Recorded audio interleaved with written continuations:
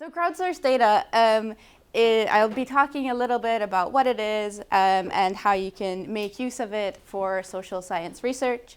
The project that I'll be talking about it was part of my PhD research. And I recently have got a paper out using these data. So if anyone's interested, come speak to me. I'm happy to share it. So I'll talk a little bit about what is crowdsourced data. I'll talk about how you can interpret these data with the example of my research. I'll talk a bit about cautions and the ethics surrounding crowdsourced data as well. So what is crowdsourced data? What does it look like?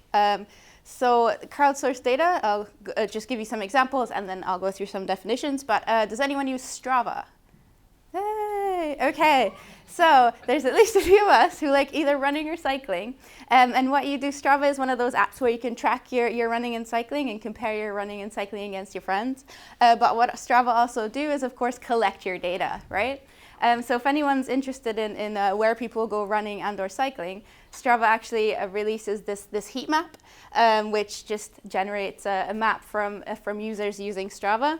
And for example, a couple of weeks ago, I was in Stockholm for a presentation and I wanted to see, okay, where should I go running, right? Where's the best place to go running in this area? And having no local knowledge of the area, I went on the Strava heat map and I had a look at where do people go running. And you can see sort of, so this here is Old Town somewhere here, and this is Södermalm, and running around here is really, really beautiful. I took the advice of the heat map and followed this, and it was really, really nice. And you can tell there's more people running around there. They're not really, working for Strava collecting this data. They're just measuring their own times to see if they can beat their friends in a particular segment. But they are generating these data that can be made use of. Another very popular example is Twitter. So Twitter, for anyone who might not be on Twitter or not be familiar with it, is people broadcasting their thoughts into the void. And it used to be 140 characters, now it's 280. You can tweet loads longer or something. But it gives you a really nice data set of what people are thinking and also when and where they're thinking it. And researchers have been making use of that as well. So what is crowdsourcing? Why is this referred to as crowdsourcing? Well, essentially, the term was coined by Jeff Howe in an article in Wired magazine, and then took off from there. So this is the book he wrote about crowdsourcing, but it's a word put together by the words crowd and outsourcing. And it essentially represents many, many, many people working on a collaborative project where they're not hired or they're not tasked with particular things and jobs to do. Instead, they all contribute as much or as little as they want, and they do it because it's something that they're interested in. And most large-scale crowdsourcing projects exist now as they've been made possible by the internet. So this is the sort of formal definition. Crowdsourcing is harnessing information and skills from large crowds into one collaborative project. And so the easiest example to think of is Wikipedia. So who's been on Wikipedia? You've never been on Wikipedia. Okay, that's a tough crowd, guys. Okay, better question. Who's contributed to an article on Wikipedia? Who's actually written something? Oh, just, okay. There's a couple of volunteers. Thank you. So for the people who didn't raise their hands, Wikipedia is this online encyclopedia where anyone can contribute content. Students think it's a fantastic reference to put in essays, but in general, it's a great reference to get started on finding out about a topic, right? But there's no one working on contributing articles. It's all people doing it on their own time, right? And there's loads and loads of examples of projects like that. So there's specialist ones where people are interested in particular topics. So this one is called eBird. And there's people who are really into birds and birding. My mom is one of those people. She just knows everything about all kinds of birds. And so our family photographs are mostly birds and a little bit of us. So people who are interested in birds, they can go around and taking photos of birds and logging it into this site. And what that does is it actually generates these data about where these birds are being sighted, and you can look at where there's more birds, less birds, their migration patterns, and so on, just by virtue of people contributing to something that they're interested in. And it's not always it doesn't always need to be sort of harnessed by some outsiders. Often the people who are contributing the data are also the consumers. So this example here, it's called Wheel Map, and it's an open source map where people contribute traffic light ratings of the accessibility of certain venues for wheelchair users. So if you're a wheelchair user, you can go on this map, you can find the restaurant that you just went to, and you can rate it from red, amber, green in terms of how accessible that is for you to enter with your wheelchair. And so you would go on this map both to look and to see, okay, I'm thinking of going to this particular venue. Can I enter there? Is there an accessible bathroom for me? But also to generate the content and rate it to contribute back to people later. Similarly, there's Yelp, where people review venues in terms of their expectations of the venues, right? So you can review restaurants in terms of 1 to 5 stars and so on. I know in the UK it's actually TripAdvisor, and I think in all of Europe TripAdvisor tends to be the more popular go-to site, but Yelp actually have recently released they keep releasing their data for all sorts of data challenges. So it's you can actually get a subset of Yelp data to look into people's patterns and expectations and whether star ratings correspond with the access to Wi-Fi or that kind of thing. So you can explore Yelp data quite well. And also, so there's Flickr. If anyone's not used Flickr, it's a photo sharing website where you take your photos. So if you're my mom, you take loads of photos of birds, you upload them onto Flickr, and you send it to your friends and your family so that they can look at it. But what you also do with Flickr is you have to think of a couple of keywords that best describe your photo. And these photos get indexed with those keywords, which just means that the photos become searchable. So if I'm interested in what Manchester looks like without ever having been here, I can just go onto Flickr, I can type in the keyword Manchester, and I will see all the photos that people have tagged with that keyword. So it's indexed for me to search. I don't need to hire anyone to go take pictures for me. I don't need anything like that. Instead, I can use this set of data and use it for my purposes. So what is it that we can do with these data, right? It's really nice that they're out there, but what are some potential uses to us as researchers? Well, I'll just show you a couple of really nice examples. So I'll start with Flickr, which was the last one that I just talked about. And the thing that I didn't mention is when you upload your photos, you also can upload a geotag, so a location of where that photo was taken. And what this particular person did, oop, that is touchscreen. So what this particular person did is they coded photos of whether they were taken by tourists or locals. So locals are blue, tourists are red. I think yellow is, we can't quite tell. And they've looked at where different people are uploading pictures in different places. So does anyone recognize where this is? Yes, it's London. And you can see tourists kind of love the bridges and near the Thames and sort of a bit of Soho there and so on. But locals really go out towards East London. There's not a lot of tourist activity going on in East London. Anyone recognize that one? No, it was Manchester. Yep. So that's here. So this is Oxford Road. You can see that we're about here-ish. There's a bit of tourist activity going on. But going sort of up north in that direction, very much just locals, right? You don't see a lot of tourist photos being uploaded. So that's quite exciting, right? You're taking this data and you're just drawing this inference and this meaning from it without having to do any sort of questionnaire or large-scale data collection exercise. The other example I wanted to show is Twitter. So there's a lot of examples of geocoded tweets, so I wanted to find something a little bit different. So in this particular study, these guys wanted to look at radicalization towards the alt-right during the election, the time period leading up to the US election and the rise of Donald Trump.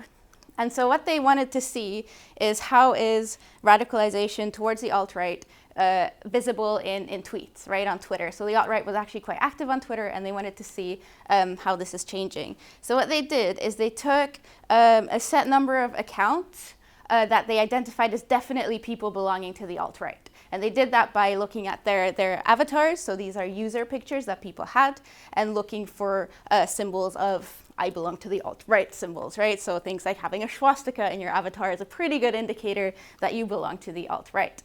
And they looked at the speech, so the word use, in these tweets.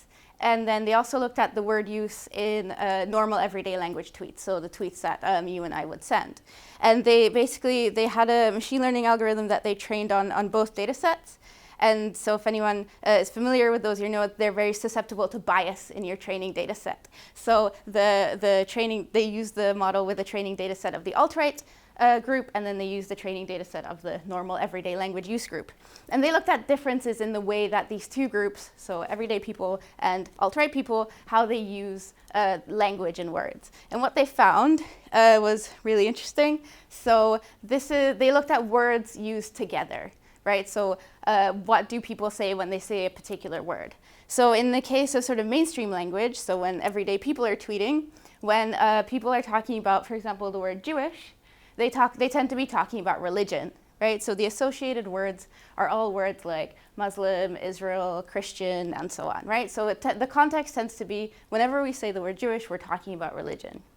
The alt-right group, on the other hand, whenever they use the word Jewish, they use it in a very different context. So you can see some of the associated words are things like communist, leftist, satanic. So it gets very different usage, the word Jewish, in the alt-right language versus in the everyday language. And so once they had this information, they could look at tweets and look at the extent to which tweets are radicalized, right? And the number are radicalized towards the alt-right, and then how the number of that is changing over time. And they could see a very clear upwards trend of radicalization towards alt-right speech on Twitter in the time period leading up to the US election. So again, they didn't have to go out and interview people. They didn't have to do surveys and collect that data. They just used the data available through Twitter. And there's loads and loads and loads of opportunities for these kind of stuff out there. So in this particular case, this is from the website 538. And they wanted to, so how many times have you come out of the cinema and somebody say, oh, the book was so much better? So they wanted to actually quantify this, right? In what cases is the book better than the movie?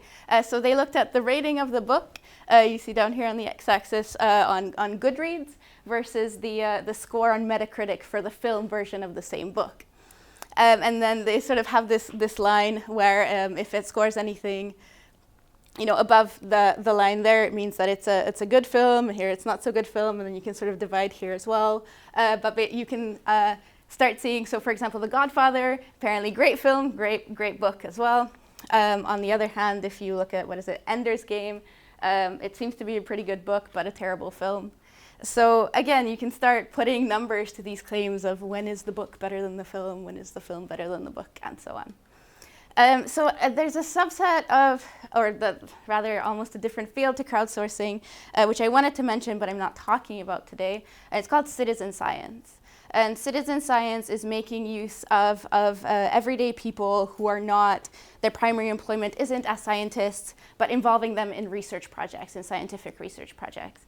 And if anyone's interested in that, a very good example is the Zooniverse project, where it originally started off as recruiting people to classify galaxies. So you go through a little training program where you learn what different types of galaxies look like, and then you can classify galaxies. And you're contributing to research on that. Now I think there's hundreds and hundreds of projects on Zooniverse, so if you're interested in participating, then I definitely recommend checking that out.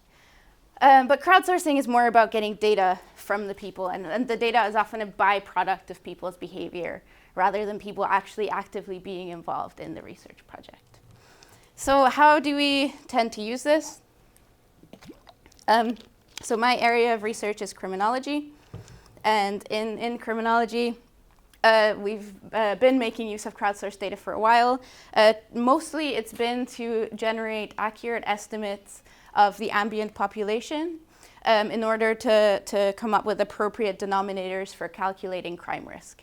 So essentially all that means is we just want to know how many people are on the street so that we can calculate a crime rate using the people on the street for a crime that would happen on the street, right? So in order to accurately guess what's the likelihood of your pocket being picked, we need to know the number of pockets available to be picked in the first place. And so that's been a lot of the direction of research of making use of these data. But what my argument is here is that it's also important to consider not only when and where people are when they're contributing to these data, but also what it is that they're doing. So what I'm saying is that the mode of production behind the data, this motivation of crowdsourcing, the crowdsourcing activity that people are participating in, is actually something that's also important.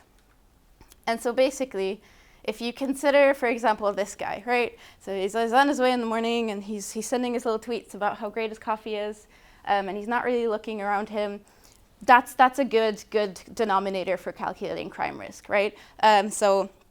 A crime type is moped-enabled snatches. When people ride up behind you, they mount the pavement on a moped, snatch your phone, ride away very quickly. This guy, perfect target for that, right? But what I'm saying is that's very different than someone like this, who is using their phone or generating the data, basically participating in an activity that has some sort of different meaning, right? So this person could be monitoring their environment, right? So they could be acting as a guardian. Or they could be experiencing these signals that might indicate to them there's something wrong in the environment, right? So the data that we're getting from this person might represent something different, not necessarily just a possible victim, so a suitable target for the crime to occur, but potentially we can draw a bit more meaning from their activities.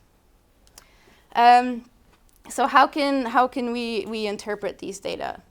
So the example that I'm going to give you is the work that I was doing as part of my PhD research, and it's to do with a website called Fix My Street. Has anyone used Fix My Street? Okay, there's a few people. So for those of you that haven't, it's a website where you can go on fixmystreet.org, I think it is. You enter your postcode, or you enter the postcode of wherever you encountered some problem, and then you can report this problem to your local council. So essentially, you see a page like this appear. So this is an actual report. But when you're making a report, you see like the blank version of this page appear. You locate your problem on a map. You write a bit about it, and then you send it off to Fix My Street, who immediately forward it on to the relevant local authority. It's mostly used for reporting potholes, but there's all sorts of data on there. So this is an example report. So you can see, is this a point? Yeah. So you can see that this person has located their problem here, so you know the exact geographical location of that issue. It's to do with graffiti, so they've given it that title. You can see when it was reported exactly, so the date and time. You can see if it was anonymously or somebody left their name, which will be important later. You get a little description, and this person's also uploaded a photo with their report, right? So this is graffiti. Apparently it's offensive. It's on this playground. They want it removed, right? So this is the kind of stuff that you see on Fix My Street. And what I was saying here is that it's potentially showing us something different, not just when and where people are present, but also when and where people are present and encountering something that they think is a problem. So there's a sort of genre of looking into fear of crime that focuses on the environmental correlates of fear of crime. And there's a theory called signal crimes and signal disorders theory, where it's stated that basically people might come across something in their environment that they then interpret as a signal that something's going wrong here, and that can evoke a fear of crime in that place from a person.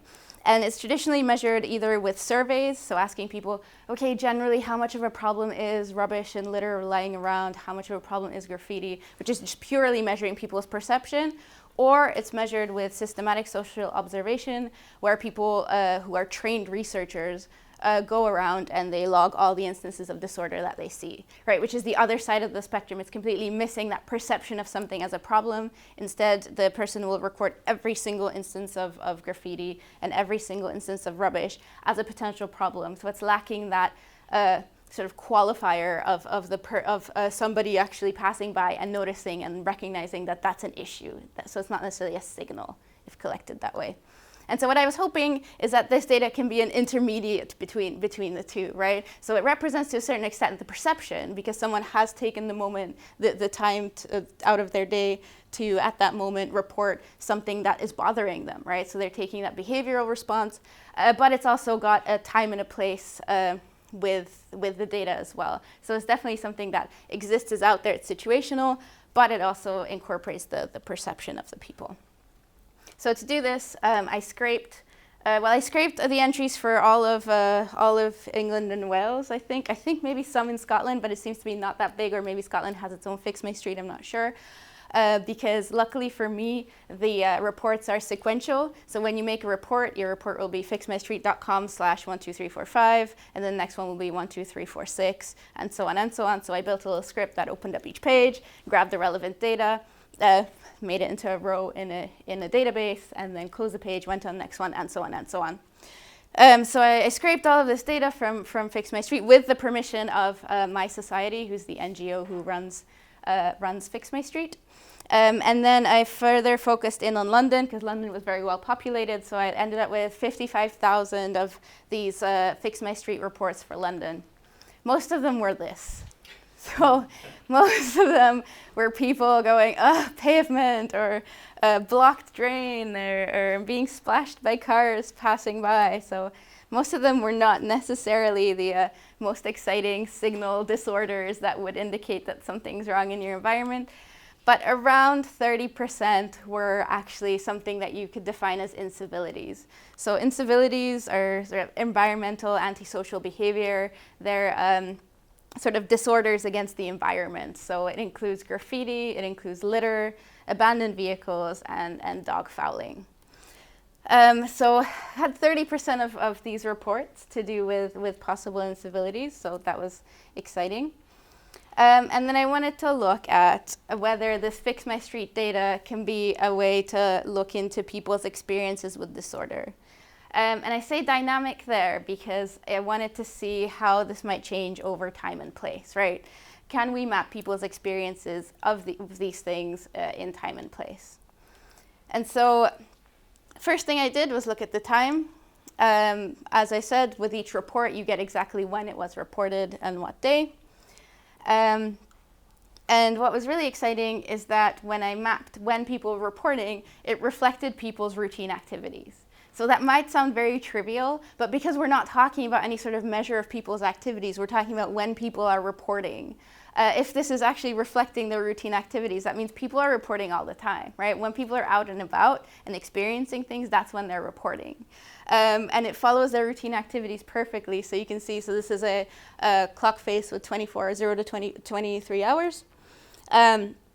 And you can even see the changes in routine activities between weekday and weekend, right? So weekdays, you wake up a little bit earlier and you get home, touch screen.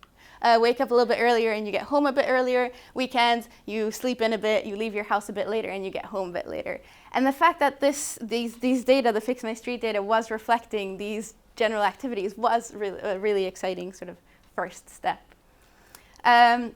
Then the other thing I wanted to look at is, okay, fine, that's when people are reporting. When are people reporting incivilities? So when are people experiencing the things that they are finding upsetting that might be signaling that something's going wrong in the environment?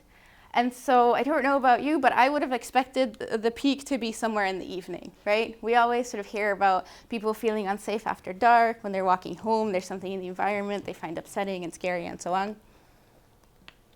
I was not expecting my peak time to be at 7 o'clock in the morning, right? So I was a bit confused by this finding. Well, what's going on at 7 a.m.? That people are encountering these incivilities, right? Is it what is happening? And actually, it turns out that it's very interesting. What people are reporting is something wrong with the use of space, not when they were there, but when they're encountering it. So what I mean is people wake up in the morning and they head to work. And as they're going to work in the morning, they see sort of leftover signs from the night before. So this particular report, which is quite representative of generally what you're seeing, is, there's street rubbish. There's evidence of people who are street drinking, right? There's no people in this photo. There's no one street drinking at 7 in the morning. It's just the evidence of that this had happened. And that was a really interesting point, that the importance wasn't necessarily that there's an activity, but it's that somebody perceiving the activity to be a problem coming across a signal of that activity. And it's actually when they encounter that was coming up as a problem. So it's 7 in the morning when the person's going to work. So that was a really interesting finding. The other thing I wanted to look at is the spatial distribution of the reports. So this is just a simple kernel density map of reports around sort of King's Cross area in London. And unsurprisingly, I think this is all incivilities, and they tend to cluster around King's Cross Station. But if you break it down by incivility type, again, this might seem trivial, but it's very exciting that mimics exactly where you would think that certain activities take place. So if you look at where's litter, again, it's concentrated near King's Cross and Pancras Station. But if you look at dog fouling, it's very much concentrated in the residential areas. I don't know how familiar everyone is with London, but you might find something a bit weird about this. So if you look at the hotspot for abandoned or untaxed vehicle, which is an abandoned vehicle, your hotspot is near a very pedestrianized area. So it's actually Covent Garden near Seven Dials, which would be a very unusual place to find abandoned vehicle. And so this is really interesting because it speaks to the sort of messiness of crowdsourced data that we'll speak about. But so this is what the area looks like. For those of you not familiar, very pedestrianized, right? Very busy, loads of tourists, loads of shopping activity. This is what an abandoned vehicle looks like. So how does that work? Well, people are reporting fly parking, and they're the category of abandoned vehicle. So because obviously they're not police, they're not anyone sort of monitoring their environment as their primary job. They're not trained on these codes or anything like that. So people are reporting things that they perceive to be that issue that it is that they're worried about, right? So for them, an abandoned bike, technically it's an abandoned vehicle, right? You can use it to get around. And so people are generating this hotspot of abandoned vehicle by referring to what is actually, I think, termed fly parking in central London. So the conclusions from this were that you really have to take into account that motivated perceiver, right? So the person who is doing the reporting, and then that bias of someone interpreting something as a problem is actually quite important. It was interesting that it reflects the routine activities of these perceivers, right? So it's not necessarily that the problem is around when the street drinkers are present, right? Because people might not be, the people who would be upset by that might not be in the same place at the same time. It's actually when that person who might get upset by it enters that space and they see uses of that space that they don't agree with, where this might become important from the perspective of fear of crime. And also that incivility is in the eye of the beholder. So it's very important to notice what people are reporting and why and what their priorities are. So one of the things about crowdsourced data is that you don't get a say in what is collected, right? So if you're designing your survey, you can make sure that all your variables are in there and they're measured correctly, and you can draw the inferences that you want, right? The crowdsourced data, it's nice because it's out there, but it doesn't necessarily have all the information that you would need, right? So one of the things that I thought would be really exciting to look at is who's reporting, right? Who are these people that are going about? What are their characteristics? But of course, if Fix My Street asks you to enter your demographic information every time you submit a report, you would very quickly stop using it. So instead, I made use of some work of some colleagues at UCL who were looking at reverse engineering people's demographic information from their name. So they looked at first names and surnames, and they tried to make sense of things like the people's gender, which is relatively easy to do in most cases, to infer gender from a first name. There are some cases, such as Sam, where it's a bit more complex. But so you can infer gender from a first name, and you can also, so you can also probabilistically infer age, right? So there's definite trends in naming your babies, right? So if anyone, there's always those websites where you can go put in your name and see when your name was popular and so on. So you can also infer the general age that this person is likely to be from their first name. And from their last name, you can infer their ethnicity. So with Fix My Street, people reported their names. And this is the kind of stuff you can infer. So Kate Bowers was my supervisor, so I got this chance to take her name apart.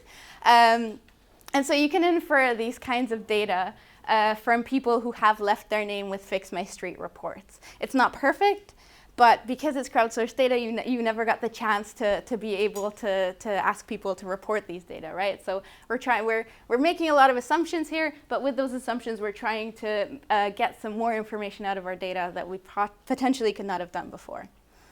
So I did this for people who left their names. And the first thing that was very interesting is that about 2/3 of the people reported anonymously, right?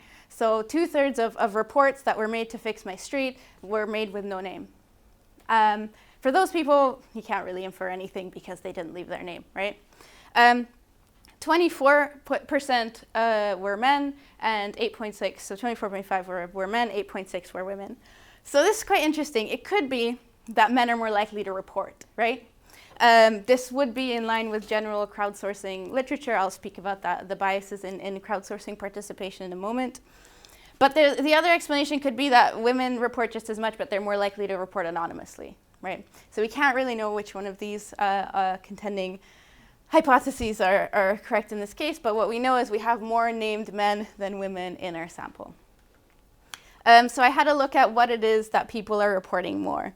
And I compared men, women, and anonymous reports and see if there's any sort of significant differences between the categories that they report in. And it's quite interesting. So I found that men are more likely to report things like potholes and pavement and road issues, so things to do with driving. And women are more likely to report things like litter, dog fouling, things in parks, public toilets, and so on, so things to do with walking. Now, I have absolutely no idea about gender and use of space, but if anyone's interested in that, I think that this could be a really cool thing to explore.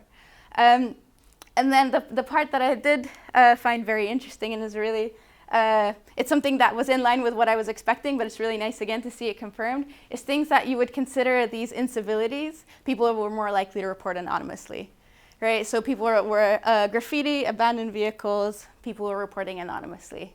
And that's really interesting because I'm not sure what it is. Is it fear of retribution, fear of being identified? If you have a particularly data-savvy graffiti artist who keeps going up and looking on Fix My Street to see who's reporting. But that was also a very interesting thing to find. So again, these data are confirming the kind of assumptions that you might have, right? That people wouldn't want to leave their names when they're identifying something that might be problematic. Okay, so one of the things that I wanted to speak about is that this data, I've been saying, like, you know, how great these data is and these data are, and how much we can infer from them and how we can make sense of them and so on. But there are a lot of cautions that we should use. So firstly, this, you know, you always speak about bad data and data cleaning being such a huge part of your job. With something like crowdsourced data, this will be a big issue, right? So a lot of the data will be unstructured. You'll need to make sense of it. You'll need to understand, you know, what you'll even need to be able to put some sort of interpretation to your variables in terms of what they mean. So it's a whole load of bad data. And you definitely have to do a lot of analysis and preliminary descriptive looking into your data before you can see anything. So I don't really remember what I was mapping here. Oh yeah, something to do with -1 age, which I think you get in structured data as well. But essentially all I'm saying here is that this is very messy data, and you got to be super careful about taking it for face value, right? You do have to interrogate it, and you do have to have a look at what these data actually mean. The other thing is the bias in participation, right? So often, you have to have your obligatory XKCD. So in this particular case, the pet peeve, where you map something which are basically just representing a population map, right? So for example, where there's more people, there's more tweets, right? Just because there's more tweets about crime in London doesn't mean that there's more crime in London, and so on and so on. So it's always about taking into account, you know, who it is, who is your baseline population, who are you trying to represent here. And so not only is there spatial bias, but I'll speak about that as well, but there's a lot of bias around the mode of production, right? So who is it that's involved in these kinds of projects? Whose voice is being represented when you're using these kinds of crowdsourced data? And they're people who are self-selecting, right? And not just self-selecting to the extent that you've asked them to do a survey and they're happy to do it. They're self-selecting in the sense that they themselves find the opportunity to participate in these projects, right? And so I'm sure we're all aware of the Pareto principle of the 80-20 rule. You know, 20% of street segments account for 80% of calls to police, and so on and so on. So this follows the Pareto principle plus. So at the beginning, I asked you guys if anyone uses Wikipedia. Most people raised their hands. I'm assuming the other people were, you know, asleep. And then I asked who's participating in Wikipedia, and I think there's maybe 2 of us in the room who have. So in terms of participation to Wikipedia, 99.8% of people, they just go and consume the content, right? They're people who go there, they read the articles, and that's it. 0.2 people, 0.2% of people are people who are occasional contributors. So they maybe have contributed to one article, right? Maybe two. And it's 0.0003% of people that make the majority of the contributions to Wikipedia. Is that not a ridiculously tiny number? 0.0003% of people. So you get this kind of inequality in crowdsourcing projects all across the board. So in this particular graph, it's taken from this paper here, and they were looking at the number of photos uploaded per Flickr user. And then you can see, so this is the rank of the top 300 Flickr users, right? So this is not everyone using Flickr, this is the top 300 content generators. And you can see that there's relatively like steady contribution. And when you get to sort of the top, top 10, all of a sudden your number of photos just spikes. So this inequality in contribution is present all over. And so for Fix My Street, I had a look at this inequality as well. So this is something called a Lorenz Curve, which is generally used to map inequality in income, in economics. And basically, if you had perfect equality, if everyone sort of contributed the same amount, you would have something very close to the straight line. But instead, so this is the cumulative share of the reports made, and then this is the highest to, or lowest to highest number of reports per person. So these are people, these are reports. And you can see basically going up here, it's a straight line because you get essentially one report for each of these persons. So going up to like, 70% of people, they make one report. And then it kind of kinks and then it goes up here until about, 85% who've made two reports, right? So up to here, 85% of people participating, this is who have left a name, leave only one or two reports. And then all of a sudden this top sort of 10%, they account for the majority of the reports, right? So this is 50% of all reports here, and then these guys are making the most of it. So you have these super contributors. The person who made, does anyone want to guess? I had 4 years worth of data. Does anyone want to guess how many reports were made by my top contributor? Anyone thinks it's more than 200? 200? Okay, yeah. 300? 400? 500? 800 was the top person. They just monitored a lot of neighborhood there. And it's also not just randomly selected who are these super contributors, right? They tend to be people who live in cities, they tend to be men, they tend to be employed, they tend to have more free time, and so on. So this particular map is looking at geotagged photos, I think again on Flickr. And you can see it very much representing major cities, not a lot of photos in rural areas. And this sort of speaks to the inequality in terms of who participates as well. So this quote is from Muki Hakle from his blog when he's talking about people participating in OpenStreetMap. So OpenStreetMap is a open source map where people contribute content and they map their local environment. And he said there was this quote that he was picking apart that said, nobody wants to do council estates, right? And this sort of sums up the participation inequality in terms of socioeconomic status. And a lot of crowdsourced data, especially in the UK, will be checked for this kind of stuff. So if anyone doesn't know, in the UK, there's this measure called the Index of Multiple Deprivation. And they rank the neighborhoods across England and Wales from the most deprived to least deprived. This is a map of those. So you can see the dark blue is the most deprived 10%, and the bright yellow is the least deprived 10%.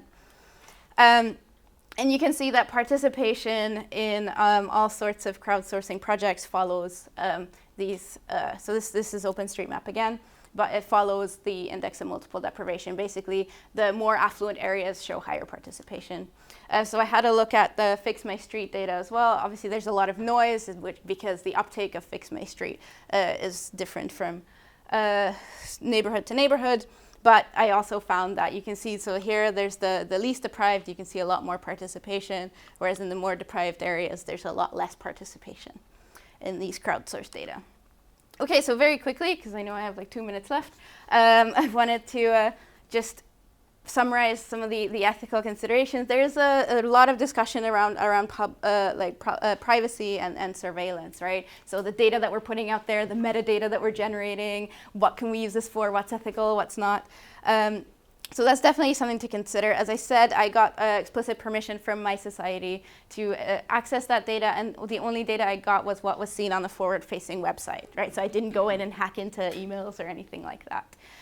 There's also questions around data ownership.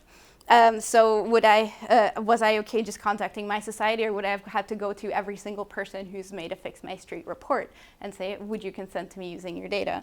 And also data linkage, right? So I've taken those names of the people. I could also see basically where they're reporting. If I can link that with other publicly available data like electoral roll and so on, I might be able to infer quite a lot about these people. So that's also another thing that you need to be very conscious of, right? Is how, at what point does these data become personally identifiable? And what are your responsibilities as a researcher making use of that data? And what are the ethical considerations? And the last point I really quickly wanted to say is the implications of the findings, right? So let's say I took the Fix My Street data, I mapped where most people were complaining about litter, and I gave it to the local authority, and I said, here's your litter problem. Right, because of all the biases that we just discussed here, because there's a systematic imbalance between who is reporting, that would result in something called service slanting. So it would basically mean that services would be sent to people who are shouting the loudest, right? So these are just some things to consider. But hopefully I've managed to convince you in my 40 minutes that crowdsourcing can give you some sort of new insight into procedures of people's everyday routine activities and their experiences and the things that they care about, but also that you should use quite a lot of caution when interpreting the results from this. Thanks.